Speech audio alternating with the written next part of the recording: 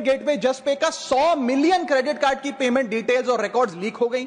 अब ये लीक है कि जाने अनजाने में डेटा शेयरिंग है, ये फैसला मैं आप तक छोड़ता हूं, लेकिन आपको इस डेटा लीक का भुगतान करना पड़ता है, आपको उसको भुगतना पड़ता है। और उसका सबसे छोटा सा उदाहरण है कि आए दिन आपको आपके बीवी, आपके माता पिता, आपके घर वाले फोन करके आपका हाल पूछे ना पूछे, मार्केटिंग कॉल्स वाले आपको रोज फोन करके कहेंगे कि आपका क्रेडिट कार्ड अप्रूव हो गया, आपका लोन अप्रूव हो गया, हमसे फ्लैट ले लीजिए, हमसे फलानी चीज ले लीजिए।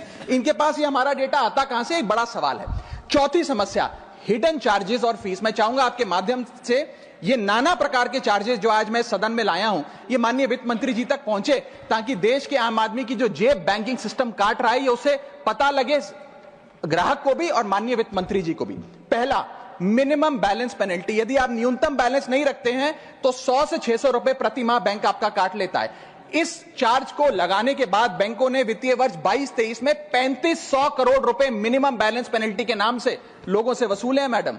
दूसरा चार्ज, एक्स्ट्रा एटीएम यूजेज। आपको एटीएम ट्रांजैक्शन के लिए 2 से 3 की मोहलत मिलती है, 2 से 3 की इजाजत मिलती है बैंकों द्वारा। अगर आप चौथा पांचवा ट्रांजैक्शन कर लें तो हर ट्रांजैक्शन पे 20 रुपए एटीएम चार्ज आपको देना पड़ता है। इनएक्टिविटी फी 100 से 200 रुपए सालाना, यानी कि अगर बैंक आप बहुत ज्यादा अपना अकाउंट यूज नहीं करते हैं तो बैंक इनएक्टिविटी के नाम पे भी चार्ज लगा देता है। फिर बैंक स्टेटमेंट आप मंगवाते हैं तो बैंक स्टेटमेंट इशुएंस चार्जेस के नाम पर आपसे 50 से 100 रुपए लेता है। फिर आप कहते हैं हमें एसएमएस अलर्ट के माध्यम से मेरे बैंक के खाते में क्या आ रहा है उसकी जानकारी मिले, तो एसएमएस अलर्ट चार्जेस के नाम पर भी प्रति क्वार्टर 20 से 25 रुपए आपसे लिया जाता है। ऑनलाइन पेमेंट करेंगे एनईएफटी की तो ट्रांजैक्शन फी भी ली जाती है। जबरदस्ती आपको पहले लोन बेचते हैं और फिर उसके बाद लोन प्रोसेसिंग फी के नाम पर 1 से 3% लोन अमाउंट का काट लेते हैं। और जब आपकी किस्मत ठीक चल रही हो और आप समय से पहले अपना लोन